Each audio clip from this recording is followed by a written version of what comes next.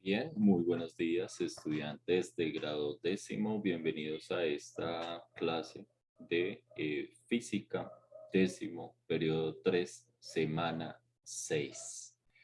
Estamos ya en la semana 6 del tercer periodo, hoy 20 de septiembre de 2021.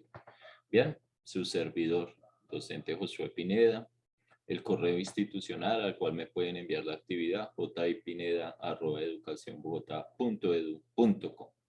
Continuamos entonces con la secuencia didáctica de fluidos. Hemos venido trabajando pues todo lo que es estática de fluidos. Bien, las evidencias deben de venir marcadas con sus nombres y apellidos completos, curso, paginación e identificación de a qué actividad corresponde. Voy a empezar a presionar un poquito con respecto de la marcación de las actividades porque pues nos estamos prestando las actividades y ni siquiera estamos tomándonos el tiempo de elaborarlas por nosotros mismos. Una situación bien compleja, delicada. El plagio académico es una situación que entre más pasa el tiempo pues es un poco más penalizable por la ley. Entonces, quiero hacerles un llamado a la reflexión, a la ética con respecto pues a la elaboración de sus trabajos. Recuerden que ustedes son los que están aprendiendo, los que están estudiando y este proceso es totalmente voluntario. No están ustedes obligados a estudiar, ustedes lo están haciendo porque quieren salir adelante y formar parte de una sociedad la cual está vinculada bajo pues unas normas de estudio para poder ir logrando de pronto algún grado de profesionalidad. Eh, Todas las personas tienen derecho a su labor y deben de ejecutarla de la mejor manera posible. Aquellos que estén interesados en continuar a nivel profesional, universitario, técnico, tecnológico, estudiando, entonces pues deben de esforzarse y mostrar pues de qué están hechos sus valores. Bien, continuamos entonces con esta actividad. La actividad pues básicamente me dice leer y resumir con el dibujo a color 3 puntos. Entonces, aquí yo tengo el dibujo en una vista un poco más grande. Quiero que observemos que esto es una prensa hidráulica. La prensa pues lo que va a hacer es ejecutar fuerzas. Tiene dos brazos. Está el brazo izquierdo, el brazo derecho. Aquí tiene pues lo que entre comillas podría uno pensar que son dos motores, pero en realidad pues son dos bombas, las cuales están modificando el fluido que se tiene. Un control de parada de emergencia, un elemento para observar pues digamos que puede ser un barómetro o un manómetro donde observamos la presión de fuerza que se está ejecutando en la máquina. Tenemos un pulsador de encendido, un pulsador de parada y un pulsador, digamos que de emergencia. Entonces, la diferencia de pronto entre estos dos pulsadores de emergencia es que sin uno no anda la máquina, es decir, el on-off. Aparte, pues digamos que podemos ver que hay pulsadores de emergencia totales, ¿cierto? Porque pues digamos que estas máquinas ejecutan una presión bastante grande y se tiene pues controlada el funcionamiento de la máquina. Estos que son pulsadores también de emergencia, a su vez están conectados con mandos de funcionamiento que se ejecutan con los pies. Es decir, que el operario tiene que estar totalmente concentrado para ejecutar esa labor. Entonces, aquí tiene el pedal de funcionamiento. ¿Mm? Básicamente esto está trabajando pues como una prensa hidráulica y otro queladora donde pues estos brazos que son brazos que están haciendo presión neumática van a formar una presión sobre estos soportes y en esa medida pues van a ejecutar una labor de pronto de moldeo o moldeado por presión. ¿Mm? Básicamente esa es la mayoría de las aplicaciones. Bien, Sé que es una figura un poco compleja, pero pues la idea es que ustedes vayan adquiriendo esa capacidad de dibujar algo un poco más, digamos que técnico. ¿Mm? Bien, entonces ese es el dibujo que hay que hacer con colores. Eso va a valer 2 puntos y un punto va a valer el resumen. Leamos entonces y entremos a conceptualizar qué está pasando con esa prensa hidráulica. La prensa hidráulica. La aplicación más frecuente de la ley de Pascal es la prensa hidráulica, que se ilustra en la figura número 1, la que acabamos de explicar. De acuerdo con el principio de Pascal, la presión aplicada al líquido en la columna de la izquierda se transmitirá integralmente al líquido de la columna de la derecha, es decir, que no son mandos independientes, sino uno con respecto al otro. Por lo tanto, si una fuerza de entrada F sub I actúa sobre el émbolo, ¿cierto? Sobre el pistón, ¿cierto?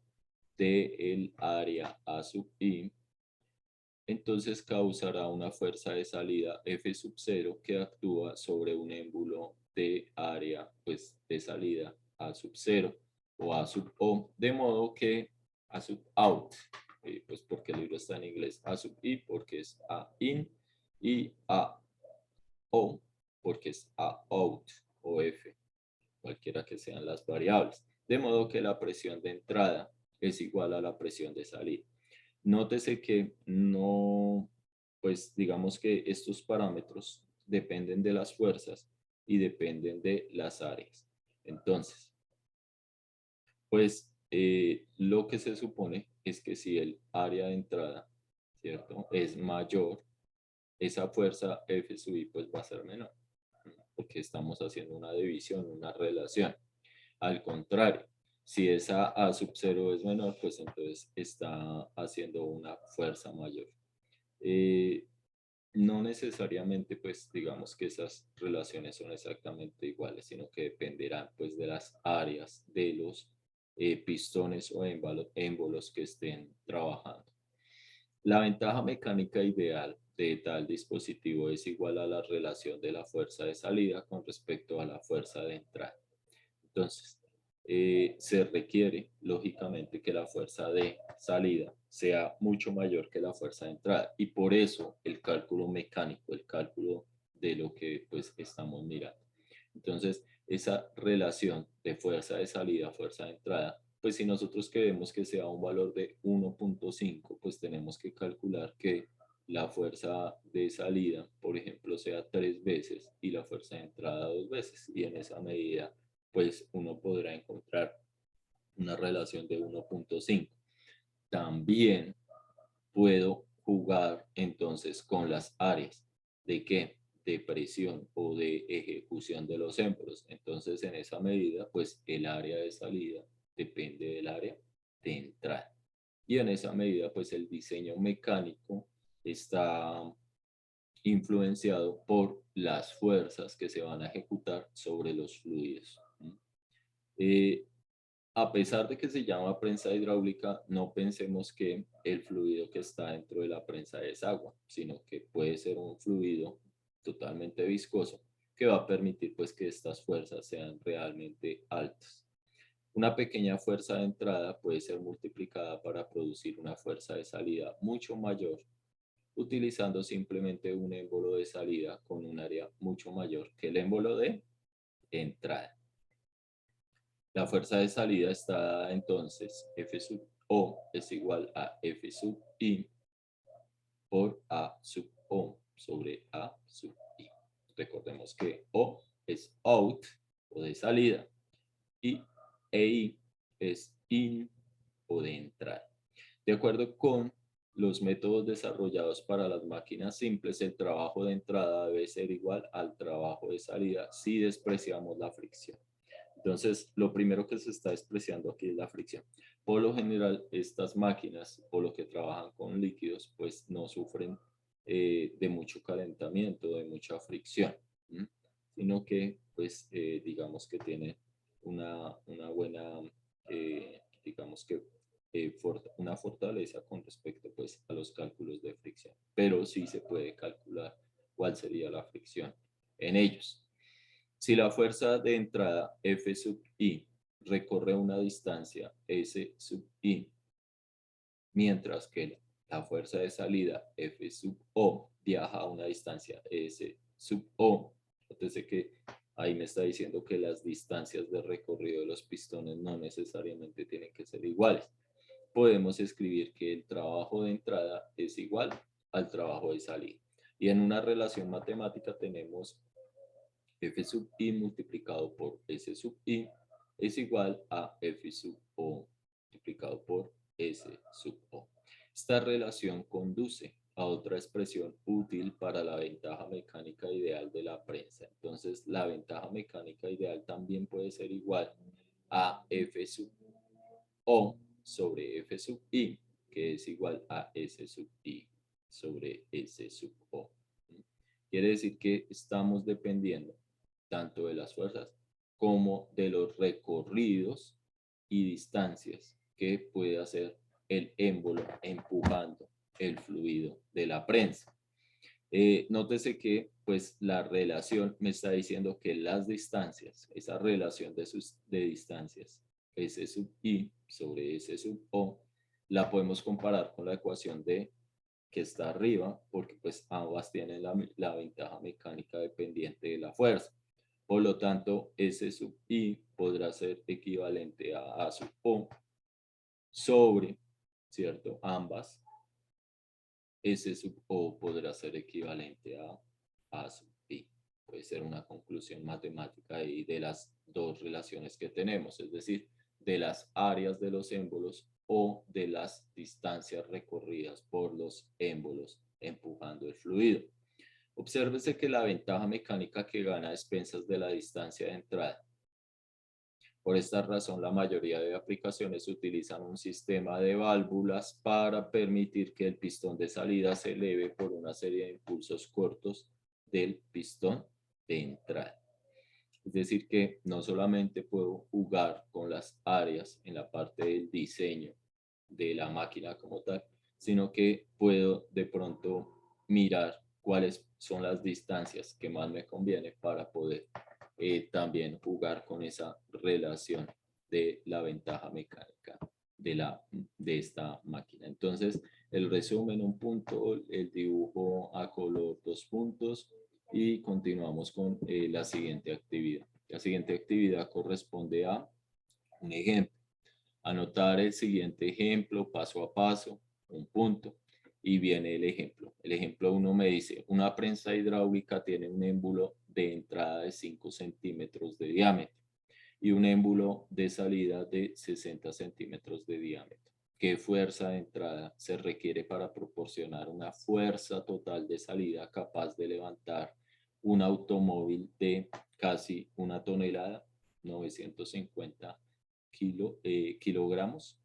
Entonces, el plan. Pues para calcular la fuerza de entrada, primero se usan los diámetros de los émbolos con el fin de determinar la ventaja mecánica ideal. Entonces, ¿cuál es la ventaja mecánica ideal? Pues M sub I es igual a la relación de fuerzas de salida sobre la de entrada, que es lo mismo que dependiente del área de salida con respecto al área de entrada. Entonces, lo que tenemos que saber es cuál es el área de un émbolo o de un cilindro. Pues supongamos en primero que la fricción es insignificante, entonces el área de un émbolo de un cilindro sería pi por diámetro al cuadrado sobre 4. Entonces ya conociendo pues esa área, pues ya podemos definir quién sería el área de entrada y quién sería el área de salida y encontrar entonces pues la relación de fuerzas.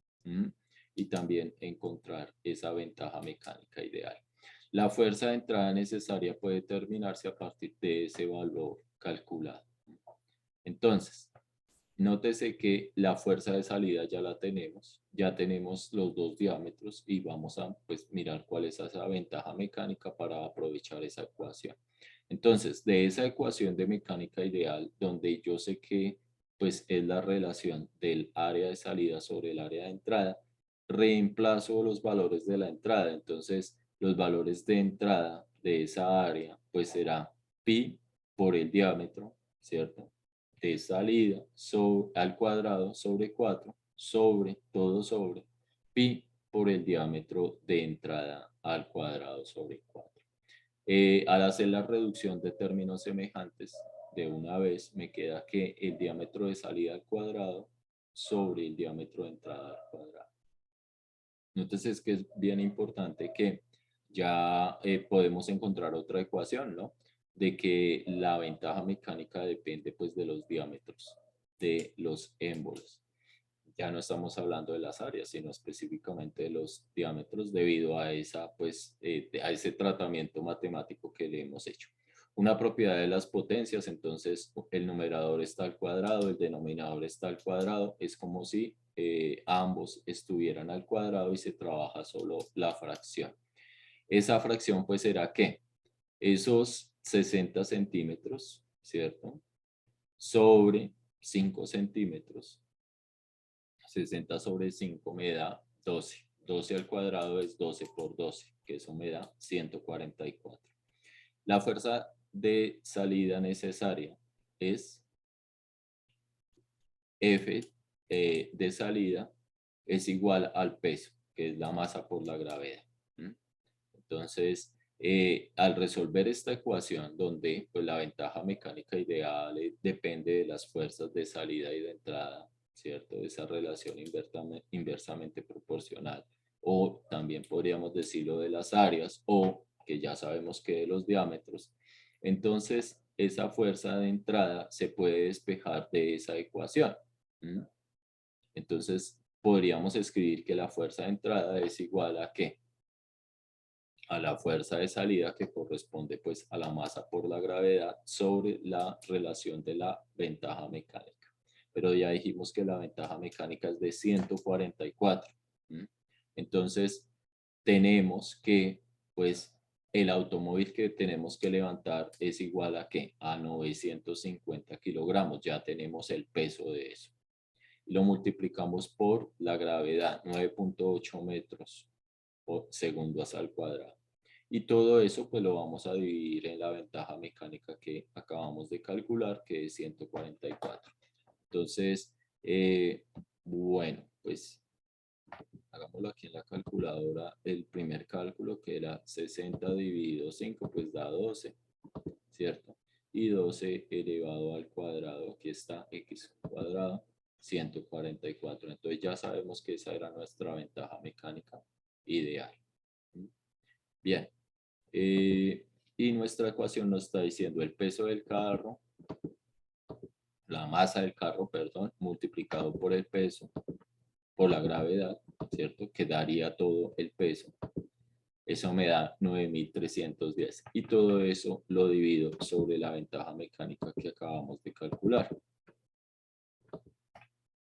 64.6527, en fin, hasta que hace redondeo la misma calculadora porque pues solo tiene esa cantidad de cifras decimales. Entonces, redondeado a una sola cifra decimal, pues me da 64.7 newton. Recuérdese que pues kilogramos metro segundo cuadrado en realidad también se puede escribir como newton. Entonces, esa conversión de unidad es súper fácil, súper sencilla. Ahí tenemos entonces qué se puede hacer con esa prensa hidráulica bajo esas consideraciones. En un taller de mecánica probablemente tengamos esa prensa hidráulica para trabajar. El principio de la prensa hidráulica se aprovecha en múltiples dispositivos mecánicos y de ingeniería. Entre los más comunes están la dirección hidráulica de vehículos o servodirección, el gato hidráulico, los amortiguadores, el sistema de frenos de los automóviles. Un sistema de frenos puede ser hidráulico con el cual pues tengo un disco que va a hacerme presión sobre otro disco. Nótese que ahí tengo las dos áreas, ¿cierto? No tengo émbolos, pero sí tengo dos discos que van a presionarse. O con las pastillas voy a llegar a frenar, digamos, el vehículo. Entonces, ¿qué es lo que necesito? Pues que oprimo el pedal de freno y el pedal del freno, que tiene una relación, pues que yo no le voy a parar con mi pie un vehículo, pues debe tener una una relación de ventaja mecánica súper importante para que con una pequeña fuerza del pie, entonces el líquido o el fluido, ¿cierto? El líquido que va hacia los frenos, pues me haga esa presión que necesito. Y lo va a hacer pues mediante el líquido de frenos, ¿cierto? El líquido de frenos es el fluido que va a trabajar en esa, digamos que situación. También en el caso de la dirección, podríamos trabajar ese tipo de digamos que principio físico, ¿m? Para que lo tengamos en cuenta y aquellos que estén autorizados e interesados de pronto en trabajar mecánica de automóviles o otro tipo de mecánica pues de máquinas o de otro tipo de artefactos, pueda pues tenerlo en claro. De la siguiente sección defina quién es Arquímedes, quién es esa persona, de qué se trata su principio y expréselo mediante un dibujo, que pues ahí se les está dando el dibujo. Explique matemáticamente qué está sucediendo. Entonces ahí van 4 puntos como tal. Digamos que como una acción de mejora se están colocando cuáles son los puntos para que el alumno tenga en cuenta, porque pues a veces el alumno hace la actividad incompleta y pregunta pues qué le faltó. Entonces la primera persona que sabe que le faltó, pues ese es el alumno, porque si entrega incompleto es porque no leyó la totalidad de la guía o le faltó algo, y pues es la persona que tiene que hacer un feedback, que es algo que se llama retroalimentación, y ojalá que lo haga sobre él mismo. Entonces es el concepto que se llama self-monitoring, ¿cierto? Revisión de mi misma persona. Principio de Arquímedes. Cualquier persona familiarizada con la natación y otros deportes acuáticos ha observado que los objetos parecen perder peso, entre comillas, cuando se sumergen en agua. En realidad, el objeto puede incluso flotar cuando en la superficie debido a la presión hacia arriba ejercida por el agua. Es decir, la misma cantidad de agua pues hace una presión que impide que la persona se sumerja tan fácilmente. Por eso pues algunos no pueden nadar tan fácilmente a mitad de piscina o por debajo de piscina. Tienen que tener pues una técnica. ¿M? Y esa técnica está en equilibrar las presiones, disminuyendo pues lo que es el contenido torácico de aire. Un antiguo matemático griego, Arquímedes, vivió entre 287 a 212 antes de Cristo, ¿cierto? Entonces, ¿cuántos años vivió? Vamos aquí rápido. 287 menos 212. 75 años aproximadamente. Fue el primero que estudió el empuje vertical hacia arriba ejercido por los fluidos. El principio de Arquímedes se enuncia de la siguiente forma. Ahí tenemos pues entonces una figura que puede estar relacionándonos eso. Dice, un objeto que se encuentra parcial o totalmente sumergido en un fluido experimenta una fuerza ascendente, es decir, hacia arriba. Lógicamente, pues esa fuerza es ascendente porque pues normalmente el peso del objeto va hacia abajo. Pero pues lógicamente dependerá del punto de la Tierra que esté, ¿y cierto? Y es la observación más cercana que se puede hacer de ese experimento, igual al peso del fluido desalojado. Entonces, nótese que en la misma figura me está diciendo que tengo una fuerza de acción. La fuerza de acción es el peso. ¿El peso de quién? Del objeto. La fuerza de reacción es la fuerza que bien, esta primera fuerza de acción es la fuerza que hace el objeto sobre el fluido o sobre el líquido. La fuerza de reacción, la fuerza contraria que se está ejecutando, pues es esta fuerza F, que es una fuerza normal, contraria a 180 grados de ese peso, y esa fuerza normal, en este caso es F, pues es la fuerza del fluido sobre el objeto, que es lo que nos está diciendo el principio de Arquímedes. El principio de Arquímedes se puede demostrar estudiando las fuerzas que ejerce el fluido sobre un cuerpo que se encuentra suspendido en él. Considere el disco de área A. Aquí tenemos pues ya la explicación de ese disco, esa área. Y de altura H. Aquí vemos que pues ahí está la cota de dibujo técnico que me está diciendo que este espesor de el disco es esta altura H, que está totalmente sumergido en un fluido, como se muestra en la figura 2. Entonces, pues ese espesor también dependerá de qué, de que conozco, ¿cierto? Sobre el límite del fluido, es decir, sobre el nivel del fluido para cambiar pues a otro sistema. Yo tengo una altura.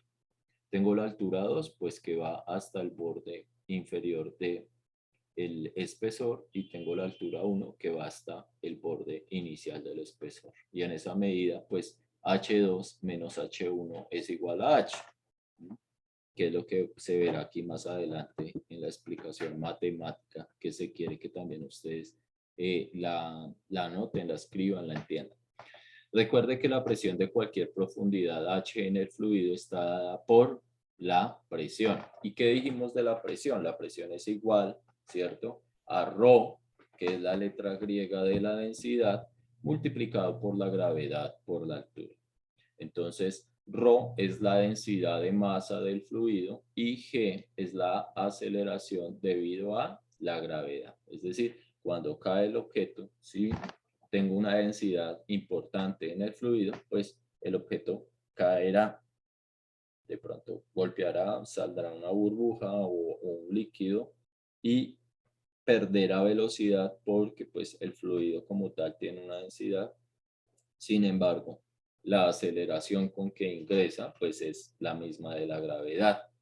Por supuesto, si deseamos representar la presión absoluta dentro del fluido, tenemos que sumar también la presión externa ejercida por la atmósfera. Es decir, recuérdese que en algún momento dijimos que una cosa es si el frasco donde estamos haciendo el experimento está totalmente tapado, a si está abierto. Cuando en este caso que está abierto, pues tenemos que tener la consideración de la presión atmosférica, la presión que hace el aire sobre el fluido.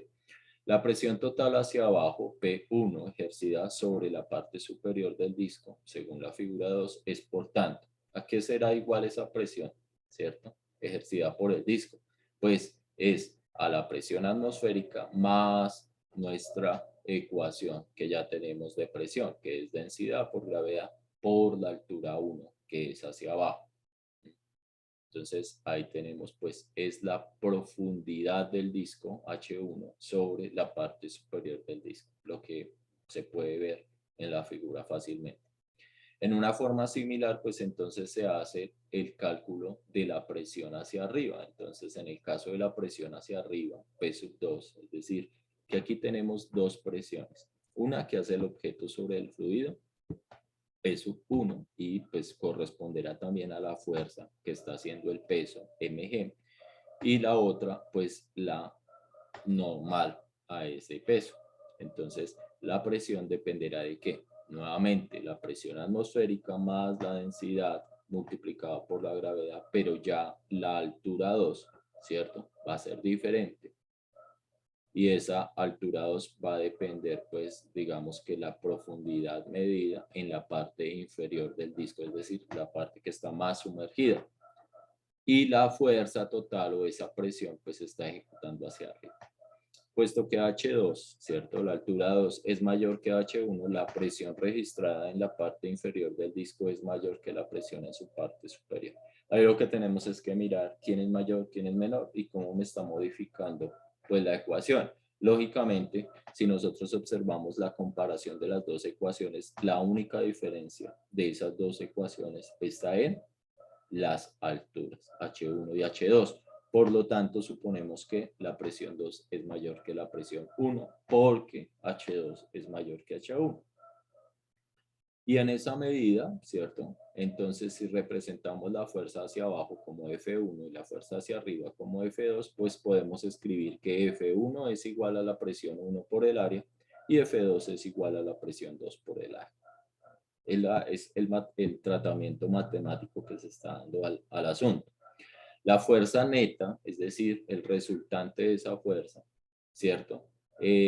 ¿A qué dependerá? Pues depende de varios factores, ¿cierto? Hay objetos que se quedan abajo, hay objetos que empiezan a flotar, hay objetos que se quedan en centro. Entonces la fuerza neta hacia arriba ejercida por el fluido sobre el disco se llama el empuje. ¿El empuje de quién? Pues lógicamente del fluido sobre el objeto. Entonces ese empuje que es F sub B pues será la relación de fuerzas entre F sub 2 y F sub 1 que dependerá pues lógicamente de las presiones multiplicadas por el área. Pero las presiones ya las conocemos, ¿cierto? Que eran pues las ecuaciones que teníamos ahí de la presión atmosférica más la densidad multiplicada por la gravedad y por las diferentes alturas.